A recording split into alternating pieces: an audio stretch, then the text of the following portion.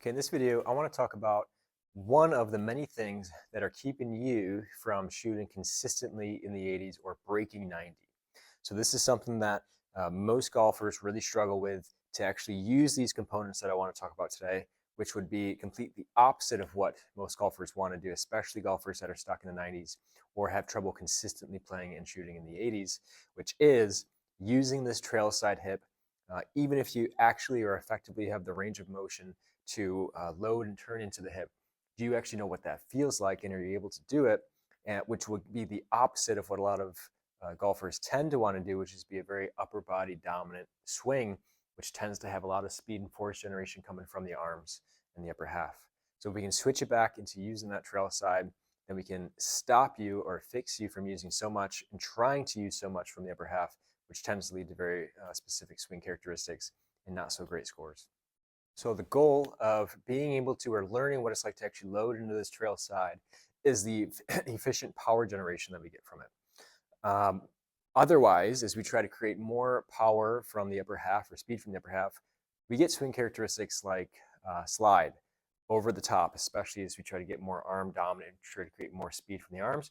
We tend to kind of push out and over, right? So we get this steeper swing path characteristic. We get some of the over top. We get some swaying and sliding the lower half as the lower half kind of goes quiet, and as the upper half takes over, and we start to lose or leak some forces towards the side, again, because we've lost some of our connection to the ground. We're not really coiling and turning into these joints, and instead we just tend to kind of move with our upper half. Wherever it goes, the lower half goes, and we get this swaying or sliding that starts to happen in the swing. We also tend to lose our posture, so we start to stand up. Again, this is a product of we're trying to use more forces or find other ways of creating force and speed in the golf swing. And then we get this early extension. So definitely this early extension, as we get through here, again, we're trying to generate so much more speed that we just tend to stand right up and shoot our hips out forward. Now, instead of getting into and coiling and using the structure of these joints to actually move within them and load up the soft tissue within these joints, then we tend to stay pretty superficial. And instead, again, we get up through here, we use the upper half, and we come through a little bit over the top. So we have some early extension, we have swaying and sliding, we have a loss of posture over the top, different types of swing characteristics often associated with higher handicap. Now, I'm not a swing coach or a PGA certified swing instructor, but what we do is we work on the body specifically through the lens of the golf swing. So we want to know, what do we need to create or get in the positions to create an effective golf swing? Or what sort of characteristics do we need to have? And that would be like, can we create the stretch shortening cycle at different areas or regions of the body effectively? So do we have enough stiffness of the tendons that we can actually create an effective recoil? Or are they too stiff, and are the muscles a little bit too stiff, and are the joints closed down that we can't turn enough to actually unleash that stretch shortening cycle? Not to mention, we can't even get into these important positions in the first place if those things are present. So we're not here to work on the swing technique, but we want to put you in a position where you won't fall into these different swing characteristics naturally, because you don't have the physical components to stay out of them. So we want to teach you physically what it feels like and how to create the space to get into this trail side hip, how to create some force and motor control through it, and then what is there some great drills to kind of get that feel so that you can start to appreciate it in the golf swing a little bit. Okay, so this is how can we physically make you more capable of getting into this hip to unlock that efficient power, right? This true efficient power transfer and force transfer through the chain, as opposed to getting stuck and trying to create as much speed as possible from the upper half. That's what we're going to focus on today. So what I'm going to do for you is just walk through one circuit that will impact mobility, stability and motor control, strength and power and speed generation for this characteristic of this lower half force and speed generation. Now we can look at the foot and how the feet interact with the ground and make sure we have supination and pronation. We can look deeper and do more at the hip and use more testing at the hip. Make sure if there's any knee discomfort or knee issues that we're learning how to create stability through there. And then of course the pelvis has to move on the hips, and the low back and the trunk has to be able to play along. Very important that we have access to arm and shoulder mobility, whether we're lefty or righty, to help stay out of this characteristic. I have other videos that discuss these individual places specifically, and these different characteristics specifically, so you can check those out. What I want to do today is one big circuit of different movements that you can run through that'll in a way impact most of these positions, but especially focus on this trail side hip. So that's what we'll do here today. Okay, this is a glute med activation exercise, anterior glute med with TFL or hip flexor inhibition. So what we're going to do for this, we need a box off the wall. We're going to hang out in this position where we can apply pressure in from our thighs down into the box. So I'm putting pressure on my hamstrings into that box on both sides, right? So the bottom hip and the top hip. I'm supporting my head with my hand, putting a little bit of pressure down into that box. What we're going to do next is raise this left thigh so it's just maintaining some space between the knees there. Still pushing down into the box. Now, from here, what we're going to do is push this right knee down into the ground. You should feel your right glute and hip start to work there. So I'm pushing down, but also almost rotating this top or this bottom foot down like that. So I'm applying that pressure into the ground as I push this thigh down, maintaining this space between my knees. And now I'm going to do the exact opposite with this one, where I'm going to go up. You should feel left anterior glute med starting to work.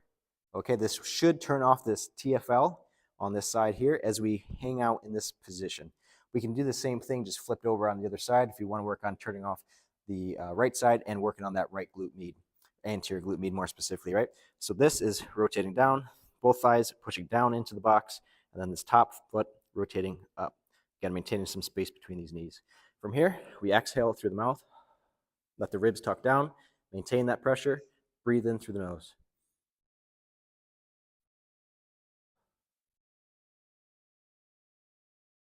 Maintain that rib tuck.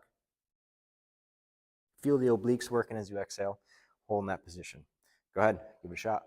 Okay, this is the single leg hinged hold and turns. What we're doing in this position is we want to hold these joint angles for a long time. The position to start is a 90-degree hinge at the hip, single leg, where we're going to end up in a position where our hands are out, kind of supported with something that's about hip height. I like to be on my fingertips. It kind of keeps you from relying on this too much. So kind of fingertips from here. Chest, we want to be at some point about parallel to the floor, or best that you can do. And that really kind of forces us to get into a good deep hinge there. And then the foot that's not working is going to be up at hip height, or as close as you can to it without coming out towards the side or compensating in other ways. We're also going to have the working side heel off the ground. So essentially this is what the position looks like. Heel is up, weight is in my left hip, and then this glute is extending to raise this backside foot. I'm trying not to use my hands too much. It's just kind of there. And from here, I can play around to help load that hip even more and find that right kind of position or distance from the box. In that position, we want the heel high, and you're making sure, playing around to make sure that your pelvis isn't helping you by staying open like this the whole time. So we want to get to a point where belt buckle is pointing straight down, and that'll be our neutral position. What we do from there is just hold. So we can play around with a 20-second hold to start, 30 seconds, 45 seconds maybe even. What we want to do is get a good hold in, and then what I like to do is some turns once we've done our initial hold. So from here, once we've held for however long, say 30 seconds, now I want to work into 3 turns where belt buckle turns as far as I can get it, and then I control it on the way back home. Try not to lose that hinge position or my chest position. Turning through the hip, coming back home, and we're always trying to keep that backside foot up and elevated. Once we finish those turns, we can do 3, 4, 5, 6, we can do 10. We can only do the turns in that position and not do the hold if we want to. Either way, what I like to do is finish those turns and then finish with another 20-ish or 30-second hold, really to kind of push it. So this is great at getting deep into this hip socket here. We're in a good amount of hip flexion, and then we're trying to control you, or you have to pull yourself into hip extension on the other side. So it's a nice test for the pelvis to let both hips get into these positions.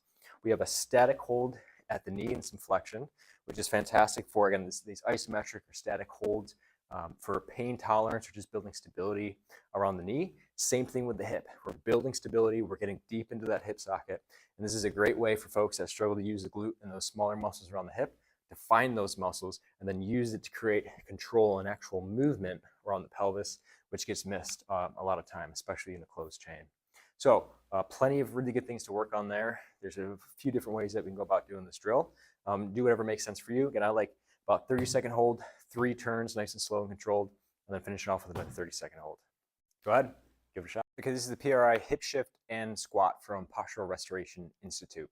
So we got a plate, something that's about 2 inches or maybe a little bit less, that you can stand on one side, and something that you can support yourself with.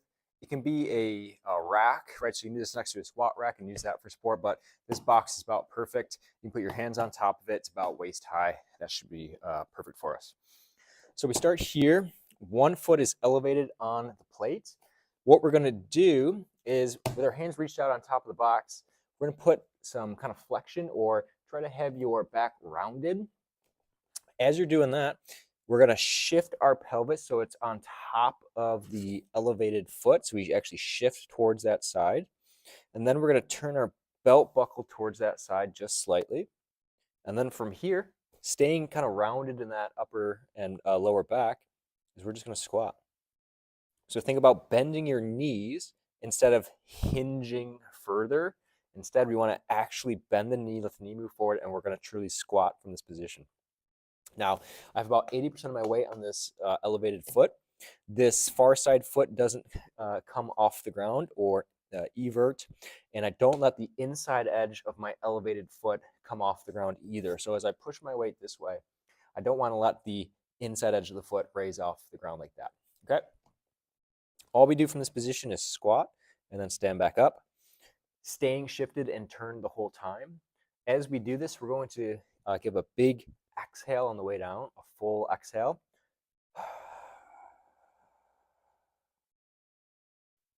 And then an inhale on the way up. Okay, so that is our shift and turn before we squat and we stay shifted in that position there.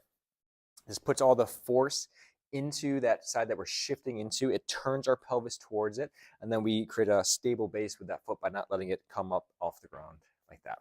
Give it a shot. For this drill, we're doing this turning, step, turn, slam. So what that looks like is here, if I'm turning towards my right, then my right foot is going to be forward. Ball is out in front like this. All my weight is on this forward leg. What I'm trying to do first is get as much turn out of this leg as I can. So I'm bringing this belt buckle as far and deep into this hip as I can, getting as much turn, turn, turn. Foot stays stable. Don't lose the inside edge of that foot. Don't let it start to flare and come up off the ground. We have to turn into that foot. We're not allowed to let the inside edge come up off the ground. What we do from there, once we turn torso and pelvis as much as we can, we're going to now step. So now we're in kind of more of a golf position, this bilateral stance. Turn, step, now with more stability. How much further can we turn? This is going to be our max turn, and from here, slam. So when it comes to the slam, turn, step, turn, what I want to do is drop the hand straight down. So the hands kind of stay in this position where they're kind of clapping or squeezing the ball. We don't want to do is let one arm come up on top, and then we're slamming down like that. Instead, it's going to be here where we can just drop the arms down. We can use the ground and ground reaction forces to help get more speed and force, where we dip and then drive, and we can combine that with the hands and the slingshot. So turn, step, turn, slam. When we get really good at that, we'll think more about turn, step, turn, lead with the pelvis, where we get this drop and turn, and then let the trunk come along, and then let the hands drop and slam. So now we're working on that separation, where we're here, turn at the pelvis, turn at the trunk, and then use that slingshot to slam that ball right next to your toes on that outside part of the foot. So we can build that sequencing in and that motor control and stability. So we're here, turn, step, turn, dropping through, okay? Slam that ball straight down. Don't let that ball come out in front and start rolling that way. That tells us that we got more into this throw the arms out over top type motion instead of letting everything else go along and it falls right into the slot. So we get to work on some of those mechanics in a drill like this too, where the main focus is creating speed and power. Then we get to work on separation, and all the while we get to make sure that we're working on good arm mechanics and positioning and not influencing a bad position or characteristic where the arms go flying out towards the front. Go ahead, give it a shot.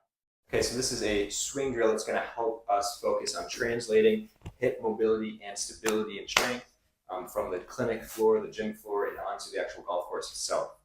So again, we're going to focus on the lead side hip here. It's also going to be great to drill for any early extension or sliding that's going on in the golf swing. So all we're doing in this drill, we're taking normal, maybe chip shots or whatever. You can go up to maybe 9 iron, 8 iron if you want. Take some decent cuts at it. But what we're doing here is we are taking our back foot and we're just going to post it up behind us. Okay, so here for just a little bit of support. Otherwise, what we're doing is we're taking normal swings through here, normal setup posture, everything else is normal. We're taking swings and it's going to force us, especially if you come through, I'm taking some kind of half swings here. As we come through, it's going to force us to stay stable and strong on this lead side hip so that we have to rotate through that hip. We can't break at the knee. We totally lose our balance. So instead, we're forced to have to come through, use all that hip mobility that we created and stability to get through and rotate through that swing. We're going to really emphasize this lead side hip and its ability to be mobile, right? So we have full access to range of motion. Now we're saying, hey, let's actually use it in the golf swing. We did a good job of cleaning it up at the clinic. What we need you to be able to do now is feel what that's like to actually use that hip. We did a good job of creating sensation of you doing that. You're in the clinic and in the gym. We need to translate that onto the golf course. What does that feel like in the actual swing when you're actually holding a club? This is a great drill for starting to feel that a little bit. Try a couple cuts like this at the beginning of your range sessions and give it a go. Okay, so that is an effective circuit that you can run through 3, 4, 5 times that will help work on these qualities of loading and coiling those trail side hips so that you can unlock the efficiency, that efficient power back out of it into the downswing. This will take the pressure off the upper half. It'll take all your attention away from the upper half as you're trying to create as much speed from these joints as possible. Instead, spread the load throughout the body and use the most powerful part, which is that lower half, and to actually do it efficiently. Even if you have the mobility, do you have the understanding and the control and that feel for what it's like to actually coil and hinge into that hip. That's what this circuit's going to help drive out of you. Okay. So thank you for watching. Like, share, subscribe, ask some questions, comments if you want to learn about something else. If you have any questions on the movements that we did in the video today, I'd be happy to answer them and help out. Thanks.